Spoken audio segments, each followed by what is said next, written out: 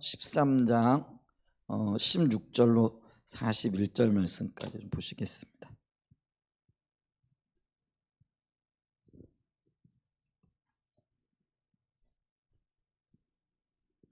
사도행전 13장 16절로 41절 말씀까지인데요. 우리 조금 본문이 길긴 한데 한번 교독하겠습니다. 바울이 일어나 손짓하며 말하되 이스라엘 사람들과 및 하나님을 경외하는 사람들아 들으라.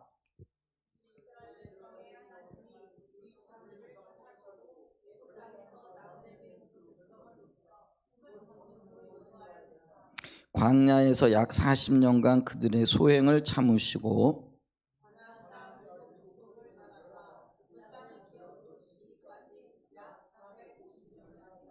그 후에 선지자 사무엘 때까지 사사를 주셨더니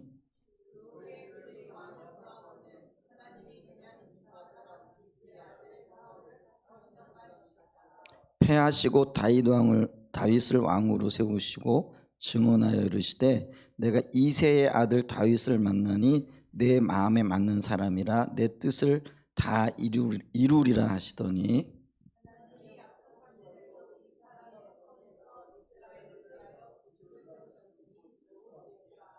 그가 오시기에 앞서 요한이 먼저 회개의 침례를 이스라엘 모든 백성에게 전파하니라.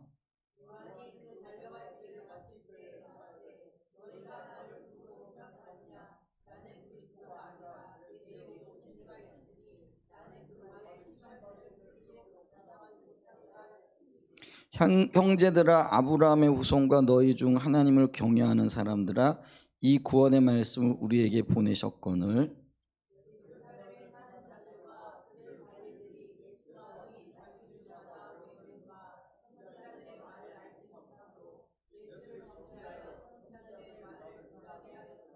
죽일 죄를 하나도 찾지 못하였으나 빌라도에게 죽여달라 하였으니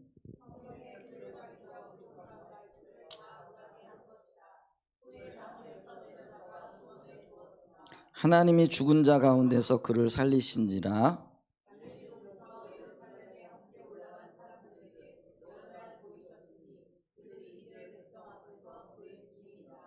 우리도 조상들에게 주신 약속을 너희에게 전파하노니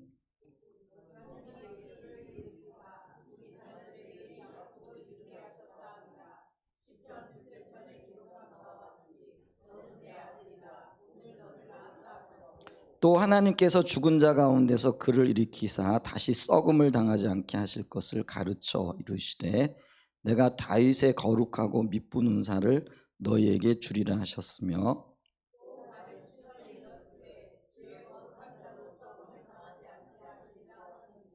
다윗은 당시 하나님의 뜻을 따라 섬기다가 잠들어 그 조상들과 함께 묻혀 썩음을 당하였으되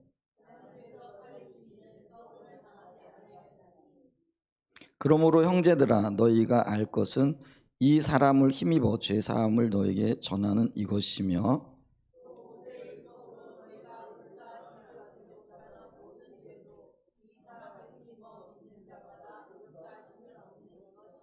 그런즉 너희는 선지자들을 통하여 말씀하신 것이 너희에게 미칠까 삼가라.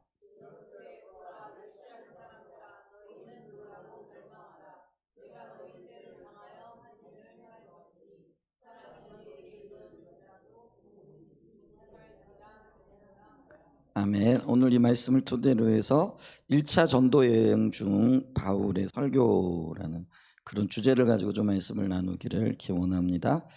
우리가 오늘 읽은 이 말이요, 바울이 그 전도 설교라고 할 수 있는 설교의 그 설교문이다 이렇게 보시면 될 것 같고요. 근데 여러분 이렇게 본문을 읽으시면서 이 바울이 이 설교를 통하여 하고자 하는 그런 이야기들이 일목요연하게 잘 보이시는지 잘 모르겠어요. 이렇게 여러 번 읽어보지 않으면은 뭘 얘기하려고 하는가 이런 게 잘 보이지 않죠. 근데 좀 차근하게 살펴보면은 여기에 지금 우리 복음의 핵심이 지금 들어가 있는 것들을 발견하게 되어지는데요.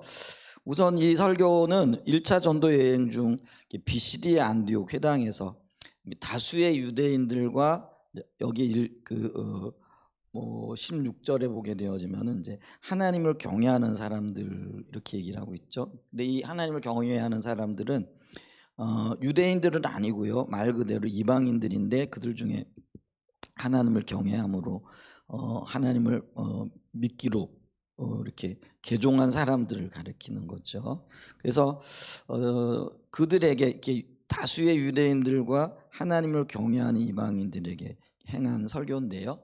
여기 짧은 설교 가운데 기독교의 핵심적인 진리가 담겨 있어요. 그래서 기독교의 핵심적인 진리를 담아 선포할 뿐만 아니라 이 설교의 내용들은 어쩌면 이제 우리가 전해야 할 복음의 내용들이 담겨져 있다라고 이렇게 볼 수가 있죠.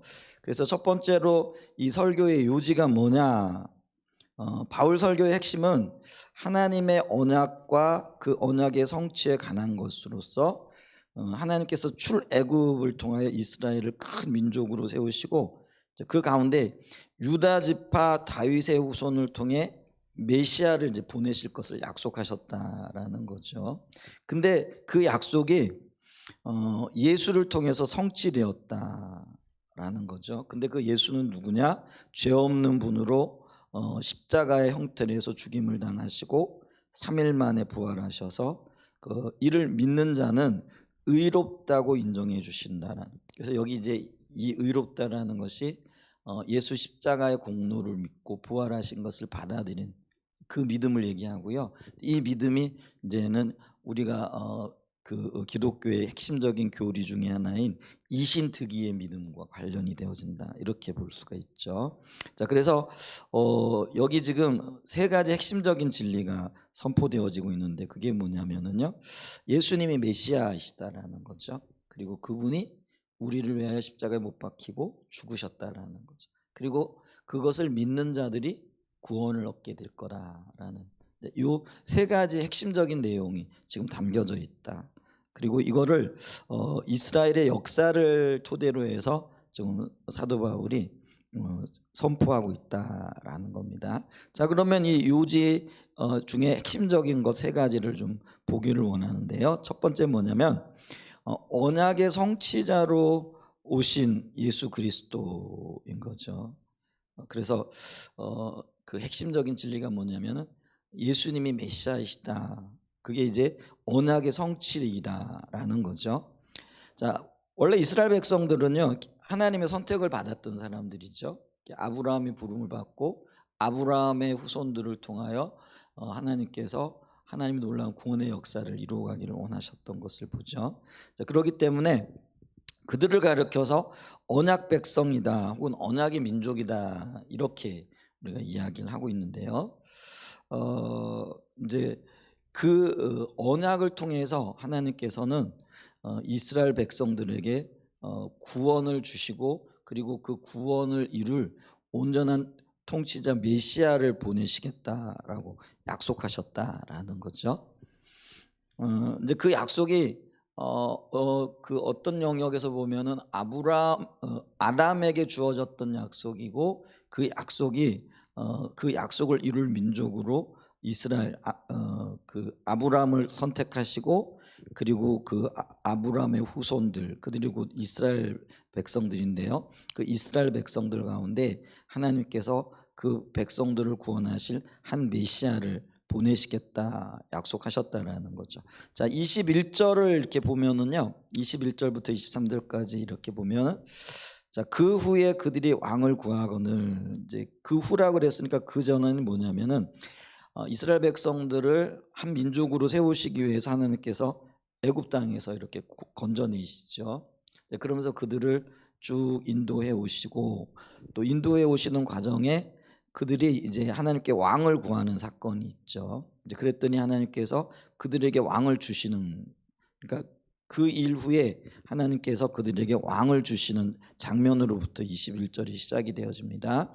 그 후에 그들이 왕을 구하거늘 하나님이 베냐민 지파 사람 기스의 아들 사울을 40년간 주셨다가, 그래서 사울을 이스라엘의 왕으로 주셨는데 사울이 불순종하죠. 그랬더니 22절에 보면은 패하시고 다윗 왕으로 다윗을 왕으로 세우시고 증언하이르되 내가 이새의 아들 다윗을 만나니 내 마음에 맞는 사람이라 내 뜻을 다 이루리라 하시더니 하나님이 약속하신 대로 이 사람의 후손에서 이스라엘을 위하여 구주를 세우셨으니 곧 예수라. 자, 오늘 22절에 보니까 하나님께서 다윗을 만나니 내 마음에 합한 사람이라 이렇게 얘기를 하시죠. 그러면서 이 다윗을 통하여 하나님께서 내 뜻을 이루리라 이렇게 얘기를 합니다. 그러면 하나님의 뜻이 뭐냐라고 얘기했을 때 이스라엘 백성들을 구원하시기 위한 하나님의 약속, 이게 하나님의 뜻이죠. 그래서 다윗을 통하여 그 뜻을 이루는데 다윗 당사자가 아니라 다윗의 후손을 통하여 이루시겠다 약속하십니다. 그래서 실질적으로 다윗으로부터 1000년이 지나고 난 다음에 다윗의 후손으로 이스라엘의 메시아가 나게 되는데 그 메시아가 바로 예수님이라는 거죠. 그러면서 이것이 바로 하나님의 언약의 성취다라고 이렇게 이야기를 하고 있고요. 이런 다윗의 후손으로 하나님의 언약이 성취되어질 것에 대해서는 구약 여러 곳에서 그 하나님께서 그 증거하고 계실 뿐만 아니라 또 말씀하고 계신 것을 이렇게 보죠. 이사야 11장 1절 말씀을 보면은요, 이사야를 통해 가지고 하나님께서 메시아를 주기를 원하시는데 그 메시아가 누구를 통해 나올 것인가 했을 때 여기 보면 이렇게 말하고 있죠. 이새의 줄기에서 한 싹이 나며 그 뿌리에서 한 가지가 나서 결실할 것이요. 그래서 이새의 줄기라는 건 이새의 후손 가운데, 이새가 다윗의 아버지를 얘기를 합니다. 그래서 그 다윗 왕가를 얘기를 할 때 이새의 줄기라 이렇게 표현이 되어져 있고요. 결국은 그게 다윗을 통하여 다윗의 후손 가운데 메시아가 날 거라 이런 의미고요. 근데 그 메시아는 11장 10절에 보면은 그날에 메시아를 보내실 그날이죠. 이새의 뿌리에서 한 싹이 나서 만민의 기치로 설 것이요. 이 기치가 기호라는 그런 의미입니다. 기호라는 건 깃발이죠. 그래서 깃발이 세워지면은 그 깃발 밑으로 모든 사람들이 모여들게끔 돼 있다라는 거죠. 그리고 그 깃발이 무엇을 할 것인가를 알게 된다라는 이제 그런 의미죠. 그래서 이 다윗의 이새의 뿌리에서 한 싹 후손이 나게 될 것이고 그가 만민의 기호 기치로 설 것이요. 그러면은 열방이 그에게 돌아오리니 그가 거한 곳이 영화롭게 될 거라. 그래서 메시아를 통한 구원 그리고 영광 이제 이거를 말해주고 있다라는 것이죠. 그래서 사도 바울은 그 다수의 유대인들과 하나님을 경외하는 그 이방인들이죠. 이제 그들이 비시디아 안디옥이라는 회당에 모였을 때 그들에게 예수 그리스도가 이 땅에 오셨고 그가 오신 이유는 메시아로 오셨는데 언약의 성취자로 오셨다라는 거죠. 그래서 그 언약의 성취자로 오셨다라는 거는 하나님이 그 백성들을 내버려 두지 아니하시고 기억하고 계실 뿐만 아니라 또 하나님 자신이 약속하신 그 모든 것들을 성취하기를 원하시고 이루기를 원하신다라는 거죠. 근데 그게 바로 은혜인 것을 우리가 볼 수가 있죠. 그러니까 우리에게 어떤 선함이 있는 것이 아니고요. 하나님은 하나님의 언약, 그 백성을 향한 하나님의 사랑, 또 그들을 향한 긍휼 이런 것들을 이루시고 또 그런 약속들을 성취하심을 통해서 하나님 자신을 드러내기를 원하신다라는 거죠. 그래서 그 하나님 자신이 이 땅 가운데 오셨는데 그분이 바로 예수 그리스도고 그리고 그분은 메시아일 뿐만 아니라 그는 하나님의 언약의 성취자로 이 땅에 오셨다라는 거죠. 이게 이제 그 바울 설교의 핵심적인 한 부분이고요. 그다음에 이제 두 번째 부분은 뭐냐면 그 예수님이 십자가를 지셨을 뿐만 아니라 부활하셨다라는 거죠. 그래서 우리가 기독교 신앙의 두 기둥이자 핵심적인 진리가 십자가이고 부활이잖아요. 십자가는 예수님이 우리 죄를 위해 죽으심을 얘기하고요. 그다음에 부활은 사망 권세를 깨뜨리고 오심으로 우리에게 생명이 되심을 보여주시는 거죠. 그래서 이 십자가에서 죽으심과 부활이 우리 기독교 신앙의 두 기둥이자 핵심인데, 근데 그 일을 감당하신 분이 바로 예수님이다라는 거죠. 자, 그래서 27절 보게 되어지면은요, 예루살렘에 사는 자들과 그들 관리들이 예수와 및 안식일마다 외우는 바 선지자들의 말을 알지 못함으로 예수를 정죄하여 선지자들의 말을 응하게 하였도다. 자, 보세요. 예루살렘에 사는 자들과 그의 관리들을 누구를 가리키냐면은요, 유대 종교 지도자들을 가리키잖아요. 근데 그들은 매 안식일마다 하나님의 말씀을 읽고 심지어는 그것을 외우고 또 가르치고 공부했다라는 거예요. 근데 그럼에도 불구하고 그들은 그들이 외우고 있고 가르치고 있고 배우고 있는 그 말씀 속에서 하나님의 의도를 몰랐다라는 거죠. 하나님은 다윗의 후손을 통해서 메시아를 보내시고 그 메시아를 통해서 하나님의 뜻을 이루기를 원하셨는데 그들은 그걸 몰랐고요. 그래서 하나님의 그 보내심을 받은 예수 그리스도를 그 하나님의 의중을 잘 몰랐기 때문에 죄 있는 자로 정죄해서 죽였어요. 근데 그게 사실은 선지자들을 통하여 이미 예고되어져 있었고 이미 하나님께서 그들의 행위들을 알고 계셨다라는 그런 의미가 되죠. 그래서 그들이 예수를 정죄하여 선지자들의 말을 응하게 하였도다.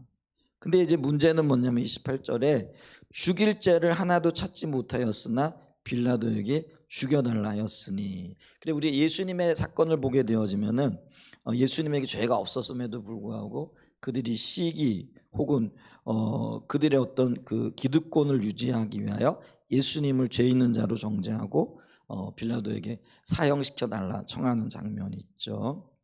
그래서 예수님께서 십자가에 못 박혀 죽게 되어집니다. 근데 우리가 기억해야 될 것은 종교 지도자들이 죽인 것 같지만 사실은 우리의 그 죄를 인하여 십자가에 못 박혀 죽으셨고 이것은 하나님께서 이미 정해 놓으신 길이었다라는 거죠. 그래서 메시아이신 예수님이 죽으심으로 우리의 죄가 십자가에 함께 죽게 되어졌다라는 그런 진리를 우리가 발견해야 된다라는 거죠. 자, 그래서 29절에 보면 성경의 글을 가르쳐 기록한 말씀을 다 응하게 한 것이라, 이게 하나님의 계획이었다라는 거죠. 그리고 이게 사랑의 표현이라는 것이죠. 그리고 그다음에 후에 나무에서 내려다가 무덤에 두었으나 30절에 이렇게 얘기하고 있죠. 하나님이 죽은 자 가운데서 그를 살리셨다. 그래서 그 부활에 대한 이야기를 34절에 조금 더 자세하게 이야기를 하고 있습니다. 34절에 보면 또 하나님께서 죽은 자 가운데서 그를 일으키사 다시 썩음을 당하지 않게 하실 것을 가르쳐 이르시되 내가 다윗의 거룩하고 미쁜 은사를 너에게 주리라 하셨으며 또 다른 시편에 일렀을 때 주의 거룩한 자로 썩음을 당하지 않게 하시리라 하셨느니라. 다윗은 당시에 하나님의 뜻을 따라 섬기다가 잠들어 그 조상들과 함께 묻혀 썩음을 당하였으니 하나님께서 살리신 이는 썩음을 당하지 아니하였나니. 죽어서 무덤에 내려갔는데 썩음을 당하지 아니하였다라는 거죠. 이게 이제 부활을 말씀하고 있는 거고요. 이 부활도 역시 그 시편이라든지 다른 여러 성경에 보면은 다시 살아날 거라라는 예언의 말씀이 있는 거고, 그래서 이 예언의 말씀의 성취자로 예수님이 오셨고요. 그리고 실질적으로 예수님이 살아나심으로써 이 예언의 말씀이 이루어졌다라는 거죠. 그래서 사도 바울이 십자가와 부활을 전하고 있는 이유는 뭐냐면 예수님이 언약의 성취자일 뿐만 아니라 그분이 사망 권세를 깨뜨리시고 우리의 왕으로 이 땅에 오셨다라는 거예요.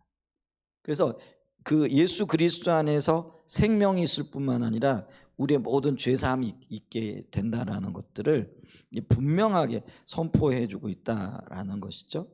그래서 우리는 우리의 신앙의 근거가 십자가이고 부활인데, 이 부활의 주님을 통하여 이 땅의 통치자가 사단이 아니고요, 하나님이신 것을 우리가 알게 되어지죠. 사람을 가장 두렵게 하고 또 어떤 면에서는 우리를 옥죄이는 것이 죽음의 문제이죠. 근데 부활을 통해서 이 그 세상 신들의 권세라고 할 수 있는 죽음의 문제를 깨뜨리심으로 세상을 통치하시는 분이 하나님이라는 것을, 그리고 예수 그리스도 안에서 그 모든 죽음의 권세가 물러가므로 하나님만이 실질적인 이 땅의 통치자고, 그분이 사망 권세를 깨뜨리신 이 땅의 왕이라는 그런 영적인 의미가 있게 되어지는 거죠. 그래서 우리가 이 부활하신 주님을 통하여, 그리고 그 부활하신 주님을 우리의 삶에 받아들이고 그 주님을 믿고 주님이 우리의 왕이라는 그 부활하신 주님을 믿는다라는 것은 그분이 우리의 삶의 온전한 통치자의 왕이라는 그런 고백을 하는 것이라는 거죠. 그래서 이 그 초대교회의 가장 핵심적인 복음이 뭐였느냐면 예수가 우리의 왕이라는 거예요. 그래서 그분이 사망 권세를 깨뜨리시고 죽음의 권세를 깨뜨리시고 다시 살아나셨다. 그래서 그분이 우리의 왕이 되셨다. 그래서 부활을 통하여 예수님이 모든 인류의 왕이 되시는 것들을 보여주는 거죠. 그러니까 이제는 우리가 이 예수 그리스도를 우리의 왕으로 받아들여야 할 당위성이 여기 있다라는 거죠. 그가 우리 죄를 위해 죽으셨고 뿐만 아니라 사망 권세를 깨뜨리시고 다시 사셨다. 그래서 그분이 우리의 신이라는 거예요. 이 왕이라는 의미는 그런 의미가 있잖아요. 근데 그때 당시 로마 세계는 어떤 의식을 가지고 있었느냐면은 그들의 실질적인 왕이고 통치자가 로마 황제라는 이제 그런 어떤 의식을 가지고 있었다라는 거죠. 근데 이 말은요, 로마의 황제가 우리의 왕이 아니라 십자가에 죽으시고 다시 살아나신 예수님, 그분이 우리의 온전한 통치자요, 주권자요, 왕이 된다라는 아주 그때 당시로서는 파격적인 선언이 이 그 부활하신 예수님, 그분이 메시아라는 의미 가운데는 담겨져 있다라는 것이죠. 그래서 이런 어떤 복음이 선포되어졌을 때에 아마 로마 세계에 이렇게 던져졌을 충격파는 상상을 초월할 정도이죠. 그만큼 어떤 면에서는요, 받아들이기 쉽지 않은 진리였음에도 불구하고 사도 바울이 그것을 아주 담대하게 지금 회당에서 유대인들을 대상으로 이방인들을 대상으로 선포하고 있다라는 것을 우리가 볼 수가 있는 거죠.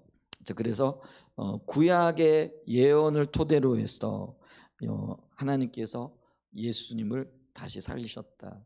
그게 하나님의 의도였고 그 의도를 통하여 예수님이 우리의 왕이 되어진다라는, 그래서 그 복음의 핵심적인 내용이 선포되어지고 있죠. 그래서 실질적으로 우리가 복음을 받아들였다라는 거는요, 이 땅의 것들이 우리의 마음을 빼앗거나 우리의 삶을 주장하는 것이 아니라 예수님이 우리의 삶의 온전한 통치자의 주권자가 된다라는 것을 인정하는 거죠. 근데 그 인정한다라는 것이 어떤 이론적인 그런 인정이 아니라 실질적인 삶의 영역에 있어서 예수님이 우리의 통치자가 되어지고 왕이 되어져야 된다라는 거죠. 그래서 이 실질적인 통치자요 왕이 된다라는 것의 의미는 우리의 삶의 모든 영역에 영향을 미친다라는 거죠.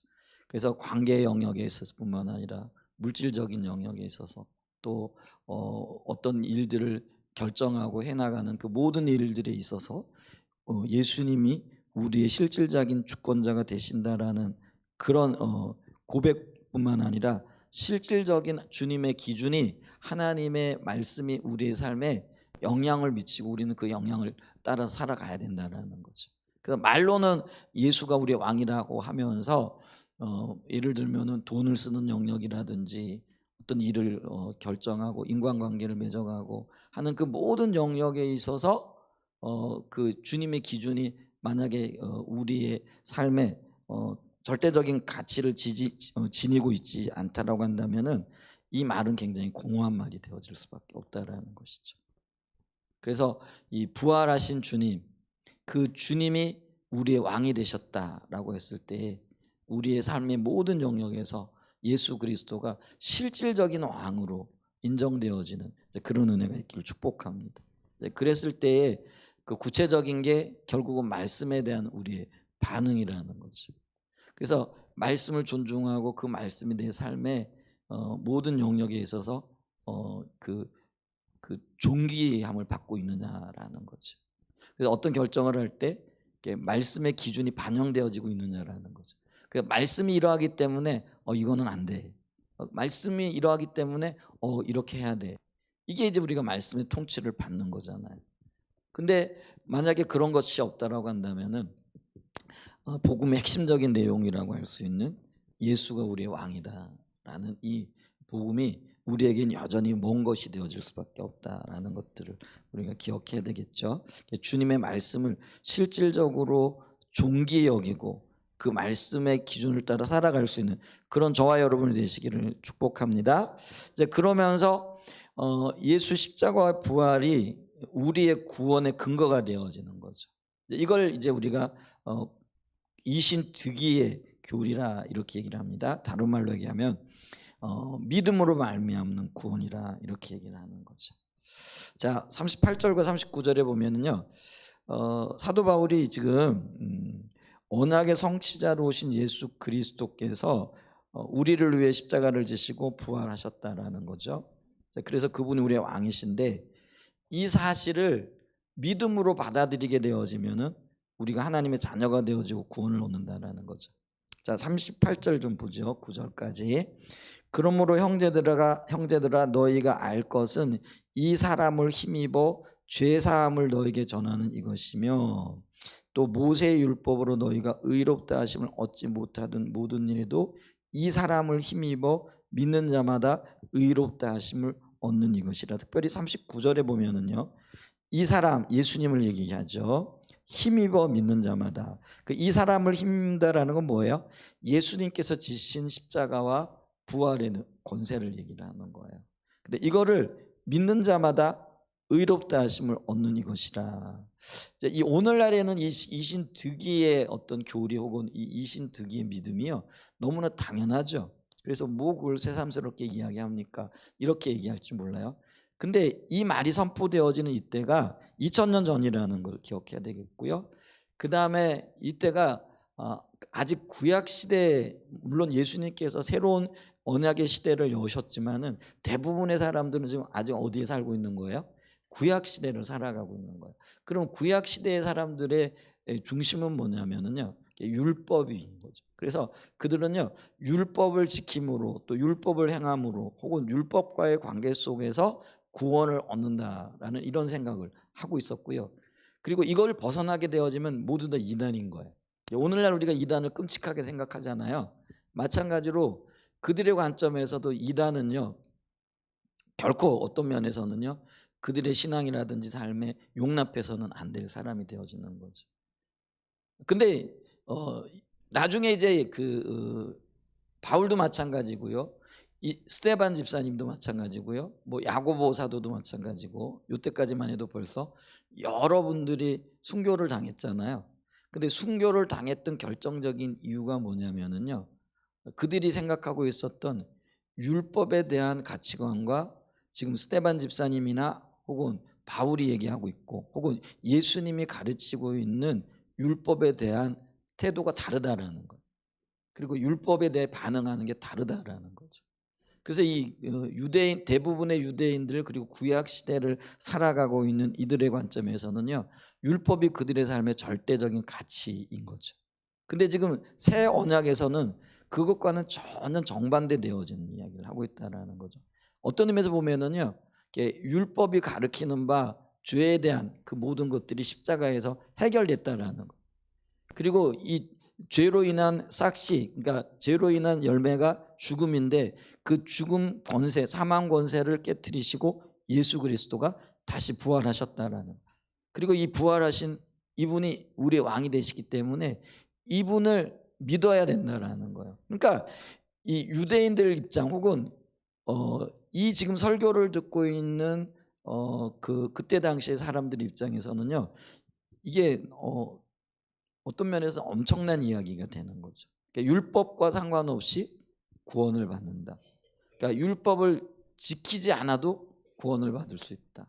오직 예수께서 오셔서 지신 십자가와 그리고 그 부활의 권세 혹은 부활의 권능을 믿기만 하면은 구원을 받는다. 이게 그때 당시에 그 사람들에게는요, 이해가 안 되는 너무나도 엄청난 이야기가 되어진다는 거죠. 근데 지금 사도 바울이 예수님의 십자가와 부활을 근거로 그리고 새로운 약속이 주어진 것을 믿음으로 받아들이고 지금 이 이야기를 하고 있다라는 거예요. 그러니까 아까도 제가 말씀드렸지만은 지금은 이게 너무나 당연한 이야기예요. 당연히 우리가 믿음으로 구원을 받잖아요. 근데 이때 당시만 해도 이 얘기는요, 너무나도 혁신적인 이야기라는 거죠. 아니, 율법을 안 지켜도 된단 말이야. 그럼 이게 어떤 의미가 되는 거예요? 그러면 그들이 받아들이기에는 율법이 필요 없다라는 거야. 근데 율법이 뭐예요? 그들에게 있어서는 생명이거든. 그들의 조상 때로부터 하나님께로 받았던. 그래서 그들이 그게 어떤 의미에서 그들의 생명인 거예요. 그리고 그 율법을 지킴으로 구원을 받고 그 율법을 지킴으로 하나님의 유업에 참여를 하고 그 율법을 지킴으로 하나님과의 관계가 유지되어진다라고 생각을 하고 있었던 그런 그러니까 그들에게 있어서는요 정말 율법의 생명까지도 내어놓을 수 있는 이제 그런 어떤 신앙을 율법에 대해서 가지고 있었거든요. 그러니까 그것에 대한 또 대단한 자부심도 있었고 그래서 이 유대인들이 유대인 되어지는 곳에 가장 큰 자부심 중에 하나가 또 뭐예요? 우리는 율법을 가진 민족이라는 거예요. 그러니까 선민 사상도 있었지만은 그들은 택함 받은 백성으로서 하나님의 율법을 맡은 자이고 그 율법을 어떤 면에서는요 가르치고 지키고 또 보존하는 그런 어떤 역할을 부여받았다라고 생각을 하고 있다라는 거예요. 근데 이런 그들의 기존의 모든 생각을 지금 깨버리는 게 이 말인 거예요. 율법이 아니라 뭐예요? 예수님의 십자가와 부활을 그리고 주님이 해주신 그 일을 믿기만 하면 혹은 받아들이기만 하면 혹은 이 말은요 구원을 얻기 위하여 우리가 할 수 있는 것은 아무것도 없다라는 거죠. 근데 구약의 세계관에서는 뭐예요? 구원을 얻기 위하여 지켜야 할 수많은 율법들이 있었던 거죠. 근데 복음은 뭐예요? 그 모든 것들이 필요 없다라는 거죠. 다만 하나님이 우리를 위해 행해 주신 그 일을 마음으로 믿고 또 우리가 입으로 시인하고 그걸 받아들이게 되면 구원을 얻게 되어진다라는 것이죠. 이런 혁신적인 그런 메시지가 선포되어지고 있는 거죠. 근데 하나님께서는요 이 이신득의 진리를 더 확고하게 이미 그들에게 전하고 그들이 그걸 받아들일 뭐랄까 전지 작업이라고 할까요? 그래서 그 일들을 하고 계셨는데 지금 사도 바울도요 그거를 지금 이야기를 하고 있어요. 그게 이제 24절에 보면은 24절과 25절에 나와 있는데 지금 보면 이렇게 되죠. 자, 예수님이 오시기 전에 그가 오시기에 앞서 요한이 먼저 회개의 침례를 이스라엘 모든 백성에게 전파하니라. 요한이 그 달려갈 길을 마칠 때에 말하되 너희가 나를 누구로 생각하느냐? 나는 그리스도가 아니라 내 뒤에 오시는 이가 있으니 나는 그 발의 신발끈을 풀기도 감당하지 못하리라 하였으니. 자, 요한을 예수님의 길을 예비하는 선지자라 우리가 이렇게 이해를 하고 있죠.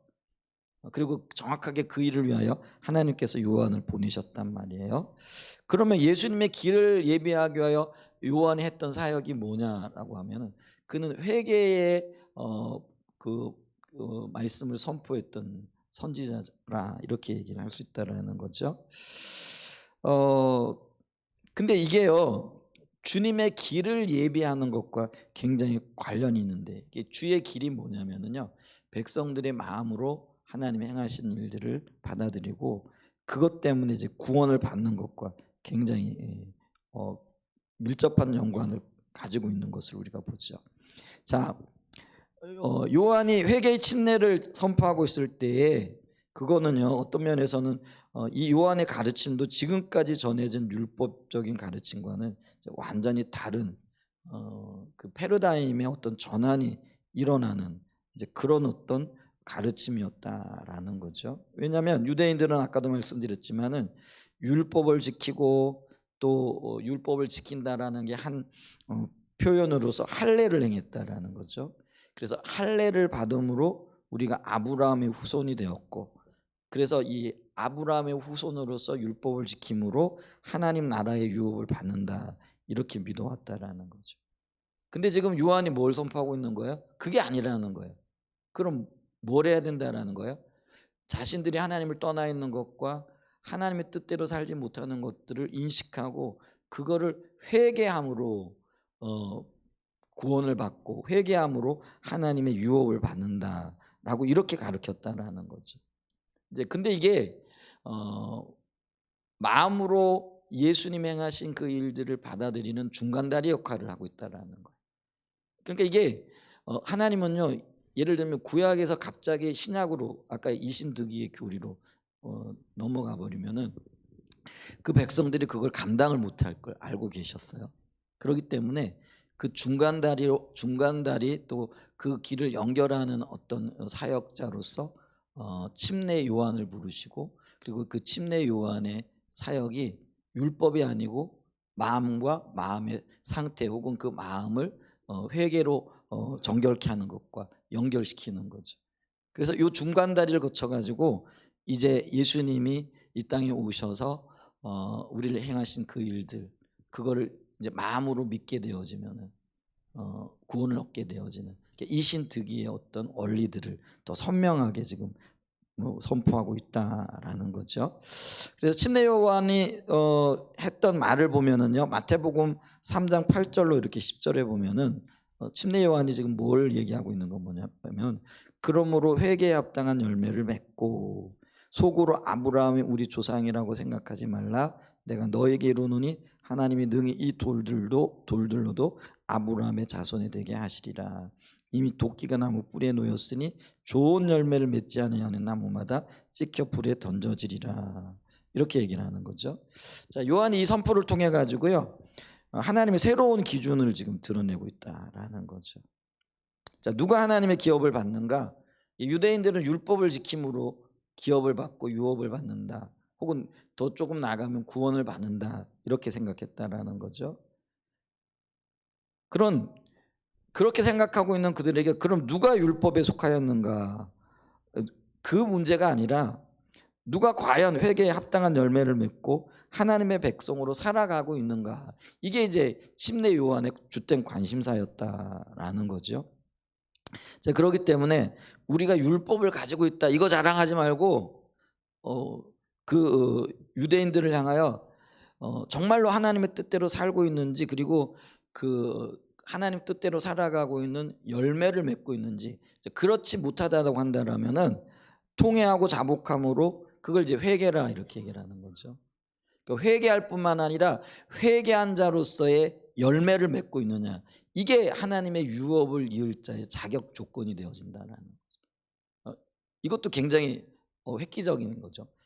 그리고 이 획기적인 이 선포와 이 가르침이 나중에 하나님께서 예수 그리스도를 통한 구원과 관련되어지기만, 그래서 이 중간다리 역할을 하게 되어지는 가르침이 되어주고 있다라는 거죠. 그래서 이 그 진정한 아브라함의 후손은요, 혹은 구원받는 하나님의 사람들은요, 뭐 율법 아래 있다든지 할례를 받았다든지 혹은 종교적인 의식을 행하는 것과는 상관이 없고요.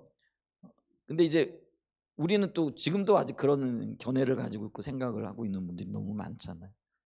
그래서 우리가 이제 이게 어떤 면에서는요, 또 다른 형태의 율법주의, 또 다른 형태의 어떤 구원관이라고 이렇게 볼 수 있는데, 그게 뭐냐면은 우리가 예수 그리스도를 통해 구원을 받았어.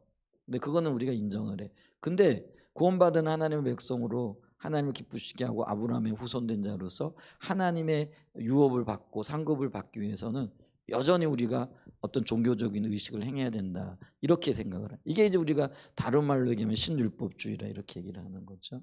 근데 의외로 많은 분들이 이런 신율법주의적인 가치관을 가지고 있고, 그래서 오늘날에도 종교적인 의식에 매달리고 있는 거잖아요.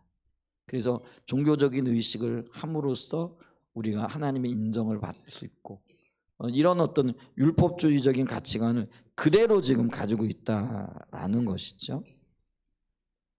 근데 우리는 이런 율법을 지킴으로 아니라 이 율법을 지키시고 다 이루심으로써 십자가에서 자기 자신을 내어놓으신 그 죄 없으신 예수 그리스도, 근데 그 예수 그리스도를 하나님 인정하셔서 다시 살리셨다라는 거죠. 이게 부활 사건이라는 거죠. 그래서 이 하나님의 의중과 의도를 알아서 우리의 의식, 우리의 어떤 종교적인 행위, 우리의 의식과 종교적인 행위에 초점이 맞춰진다라는 건 결국은 자기에게 초점이 맞춰지는 거예요. 그리고 내 힘과 내 능력으로 구원을 받을 수 있다, 혹은 은혜를 누릴 수 있다, 혹은 하나님 안에 거할 수 있다, 이렇게 생각하는 거죠.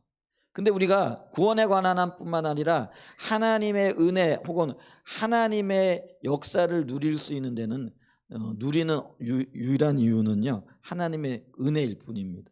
거기에 내가 더할 수 있는 것은 단 하나도 없다라는 거죠.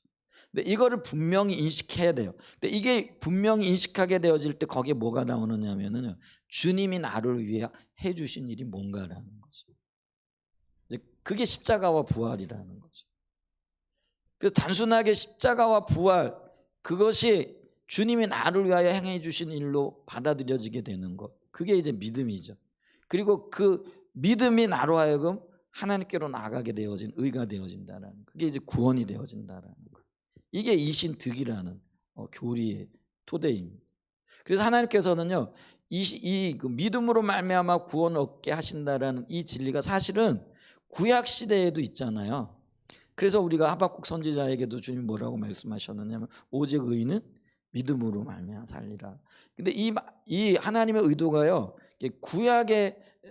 구약 시대에 없었던 게 아니고요, 여전히 하나님의 의도와 의중은요, 사람으로서는, 또 사람의 능력과 힘으로서는 구원을 받을 수 없다라는 것. 누구도 사람의 어떤 능력으로, 또 사람의 의로운 행실을 가지고 하나님 앞에 가까이 올 수 없다라는 게, 그게 하나님의 원래 의도였다라는 거죠. 근데 그게 가려져 버렸다라는 거죠. 왜 가려졌을까 했을 때, 그게 어떤 면에서는 유대인들의 하나님을 향한 특별한 열심일 수도 있어요. 종교적인 열심일 수도 있고 율법에 대한 열심일 수도 있고. 그렇기 때문에 그 자신들의 열정과 열심이 하나님의 의중과 의도를 가려버리는 거예요. 그러면서 그 열정과 열심이 결국은 그들의 길이 되어졌고요. 그래서 그들은 율법을 통하여 율법을 지킴으로 또 율법 안에서 구원을 받는다, 유업을 받는다, 이렇게 생각했고, 또 그걸 그들의 삶에 그대로 적용을 하려고 한 거죠. 근데 애초에 길이 아니었기 때문에 아무리 노력하고 아무리 애를 쓰고 아무리 그의 전심전력한다라고 해도 그 일이 이루어질 수 있을까요? 없다라는 거예요. 그래서 주님이 그거를 깨트리려고 하지만은 수많은 선지자들과 수많은 하나님의 사람들을 통하여 이들의 의식을 깨트리려고 하는데 그게 안 깨지는 거예요. 그래서 최종적으로 예수님을 보내시는 거죠. 그래서 그 말씀이 육신이 되시고 하나님이 직접 이 땅에 오심으로써 하나님의 의도 의중을 보다도 선명하게 드러내시는 거예요. 근데 아까 여기 얘기했죠, 중간 단계가 이렇게 있는 거죠. 이게 갭이 너무 큰 거예요, 유대인들의 입장에서 볼 때는. 그러니까 하나님께서 하나님의 길을 예비하는 자로 침례 요한을 보내시는 거예요.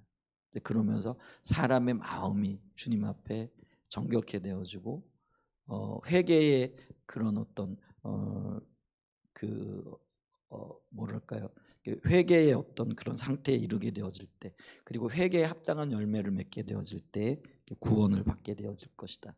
이제 이런 것들이 나중에 예수 그리스도의 십자가의 공로와 부활의 권세를 믿음으로 받아들이고 그 믿음으로 연결되어지는 중간 역할을 하게 된다라는. 그래서 이 침례 요한이 주의 길을 예비하는 자가 되는 건 뭐냐면은, 하나님을 유업을 얻게 되어지는 복음의 원리가 율법에 있지 않다라는 거예요. 이런 것들을 보다 더 선명하게 드러내시고 그들로 하여금 그들의 마음이 준비되어져서 예수님이 행하신 그 일들, 십자가의 공로와 부활의 놀라운 역사들을 받아들이게 되래. 그리고 그 마음을 준비시키는 것, 그 역할을 했다라는 거죠. 그게 이제 침례 요한의 사역입니다. 그래서 굳이 지금 그 사도 바울이 요한의 얘기를 할 필요가 없잖아요. 근데 이게 요한의 얘기를 중간에 지금 집어넣고 있는 이유가 그거라는 거예요. 이제 그래서 이제 그 침례 요한이 말했던 것처럼, 왜냐하면 그때 당시 침례 요한이 그 유대인들의 큰 존경을 받았던 선지자이거든요. 근데 그 침례 요한이 그들의 존경을 받고 존경을 받았던 그 침례 요한이 가르쳤던 그 가르침의 핵심이 그거라는 거예요. 결국은 이 그 믿음으로 말미암는 의로 나가기 위하여 예수 그리스도의 십자가와 부활을 받아들이는 그 마음 상태로 그들을 준비시켜 놓으셨고요. 이제 그거를 강하게 이제 지금 다시 한번 강조하면서 결론은 뭐냐면은 그게 이제 39절이라는 거예요. 그래서 바울의 설교의 가장 어떤 면에서는 결론 부분이 이거라는 거예요. 이게 아까 얘기했듯이 39절 다시 읽어보면요. 또 모세의 율법으로 너희가 의롭다 하심을 얻지 못하던 모든 일에도 율법으로는 안 된다라는 그 얘기는 사람의 힘과 노력 또 종교적인 의식 이런 것들로 안 된다라는 거죠. 근데 되는 길이 있는데 그게 뭐예요? 이 사람을 힘입어 예수님을 힘입은데 예수님을 힘입는다라는 거는 예수님이 우리를 위하여 행하신 그 일을 얘기를 하는 거예요. 그게 십자가와 부활이라는 거예요. 근데 이거를 믿으면 그래서 이걸 받아들이면 그래서 요한복음에서 이걸 영접이라 이렇게 얘기를 하고요. 이 영접은 믿음과 관련이 되어져 있죠. 그래서 이 사람을 힘입어 믿는 자마다 이제 의롭다 하신 이게 이제 구원과 관련이 되어지는 거죠. 이렇게 함으로써 이신득이의 그 원리가 보다 분명하게 이렇게 선포되어지는 거죠. 그래서 어떤 면에서는 이 바울의 설교가요 새로운 시대를 열어가는 겁니다. 그러니까 구약이 정리가 되어지고 그러니까 구약이 옛 약속이잖아요. 근데 옛 약속은 율법이 중심이죠. 근데 하나님은 이 옛 약속 갖고 안 되니까 새 약속을 주셨단 말이에요. 근데 이 새 약속이 뭐냐면은요 성령으로 인한 깨달음이라는 거죠. 그래서 예수 십자가의 부활과 공로를 얘기를 한다는 거죠. 그래서 이제는 성령께서 우리 안에 오셔서 그 진리를 비춰주시는 거예요. 우리 마음 안에서 그런 일들을 행해 가시는 거죠. 그러면서 우리가 성령의 비춤을 통해서 십자가의 원리와 부활의 놀라운 권세를 깨닫게 되어지는 거예요. 그러면서 우리가 구원을 받게 되어지는 놀라운 길이 열려지게 되어진 거죠. 그래서 우리는 그 사도 바울의 설교를 통해서 옛 약속으로는 안 되고 새 약속으로만 가능하다. 그래서 이제 새로운 시대가 열리는. 그래서 이 설교가요 굉장히 엄청난 그런 어떤 영향력이 있을 뿐만 아니라 변화의 어떤 그런 그 시발점이 되어지는 설교가 되어진다라는 거죠. 그러면서 동시에 우리는 이것이 바로 우리가 전해야 할 복음의 핵심 내용이라는 거예요. 그래서 우리의 복음의 핵심이 뭐냐? 옛 언약이 아니라는 거예요. 새로운 언약이에요. 근데 새로운 언약의 중심이 뭐냐? 그래서 아까 사도 바울이 전했던 그 복음의 세 가지 핵심이죠. 그게 뭐냐면요, 예수님이 메시아라는 거죠. 그분이 십자가를 지시고 부활하셨다라는 거죠. 그리고 그거를 우리의 마음으로 믿을 때 그게 우리의 구원이 되어진다. 그래서 우리가 전해야 될 그 복음도 바로 이거라는 거죠. 그래서 십자가와 부활을 전하되 그리고 십자가와 부활을 우리가 믿고 마음에 받아들인 그걸로 족하다라는 거예요. 거기에다 뭘 더하거나 빼서는 안 된다라는 거죠. 그게 이제 요한계시록에서 말하고 있는 얘기잖아요. 하나님의 말씀에 뭘 더하거나 빼거나 그러면 그게 바로 어떤 영역에서는 이단이죠. 그리고 하나님의 의도와는 전혀 상관이 없다라는 거죠. 그래서 우리가 이 복음의 핵심을 전하고 받아들이는 영역에 있어서도 사람의 어떤 노력이나 어떤 종교적인 의식이나 이게 이제 율법이라는 거죠. 율법주의라는 거죠. 그게 아니라 있는 그대로를 믿는다라는. 근데 그 믿는 게 새로운 약속과 관련이 되어지는데 성령의 깨닫게 하심과 깊은 연관이 있다라는 것도 우리가 알아야 되죠. 그래서 우리가 믿는다라는 게요. 믿음이 뭐냐라고 했을 때 이런 어떤 그 사도 바울이 설교했던 것의 핵심적인 내용들을 이론적으로 동의하는 게 아니란 말이에요. 그럼 믿음이라는 건 뭐예요? 성령의 비추심을 통해서 그 인격체 되신 예수 그리스도 안에서 그거를 정말 인격적으로 받아들이고 인격적으로 동의하는 것과 관련이 되어진다라는. 근데 그건 성령의 역사가 아니면 안 된다라는 거죠. 그렇기 때문에 우리가 이 복음을 전할 때도 단순하게 입으로만 전할 게 아니라 성령을 의지하며 전해야 된다라는 거죠. 그래서 많은 분들이 그걸 알고 있는 분들은 복음 전도를 위해 전도 활동을 할 때도요 어떤 분들은 30분, 1시간씩 먼저 와서 기도를 하는 거죠. 왜 기도하겠어요? 성령께서 비춰주시고 깨닫게 해주시고, 뭐 복음을 전할 때 그 복음에 대한 게 이론이 아니라 주님의 성령의 역사하심이 있게 해달라고 기도하는 거잖아요. 그 다음에 복음을 전하고 나서도 와가지고 어떤 분들은 30분씩 1시간씩 기도를 하잖아요. 그 기도하는 이유도 마찬가지죠. 전해진 복음이 이론으로서가 아니라 성령의 비치심으로 깨닫게 해달라고 이제 그런 기도를 하게 되는 거죠. 그래서 우리가 이 믿음에 대한 것, 이 이신득이의 그 믿음으로 말미암은 구원에 대한 이 이해도요, 성경적인 이해를 함으로써 우리의 구원이 더 이렇게 공고해지고 어떤 면에서는 더 확고한 어떤 토대 위에 세워지게 되어지는 역사가 있게 되어지는 거잖아요. 많은 사람들이 예수 믿는다고 하면서도 그렇게 흔들리는 이유가 뭐예요? 많은 경우가 왜 예수 믿어요. 예수가 생명이고 그 부활의 권세와 능력을 가지고 계신 분이라고, 또 우리가 그걸 믿음으로 구원을 받았다고 하는데 왜 그토록 우리의 구원의 놀라운 능력이 혹은 구원 안에서 우리가 얻게 되어지고 누리게 되어진 그 놀라운 특권들이 그렇게 쉽게 무너져 내리느냐라는 거죠. 예수 안에서 우리에게 주어진 그 부활의 놀라운 권능과 권세 여러분들에게도 있으세요? 예, 아멘 한단 말이에요. 근데 우리 삶에서 작은 어떤 어려움만 있어도요, 그 확신과 어떤 면에서는 그 놀라운 어떤 능력과 권세가 도대체 어디에 있느냐라는 거죠. 이제 우리가 이 사도 바울의 이신득이의 원리, 이신득이의 이 구원의 역사들을 이렇게 볼 때에 이런 영역에 있어서 우리도 깊이 좀 우리 자신을 좀 돌아봐야 한다라는 것이죠. 그래서 이게 앞으로 쭉 사도 바울이 1차 복음 전도 여행뿐만 아니라 2차, 3차 이제 성경에 나타나 있지 않지만 그 사도 바울이 4차 전도 여행까지 하게 되죠. 이제 그게 이제 서바나에까지 다녀오게 되어지는 일들이 있는데, 지금 사도 바울이 선포하고 있는 이 복음 혹은 전하고 있는 이 메시지가요, 앞으로 사도 바울의 모든 사역의 기초가 되어지는 겁니다. 그리고 사도 바울의 모든 서신에 바로 이 사도 바울이 전했던 설교의 내용들이 고스란히 나타나고 있는 거죠.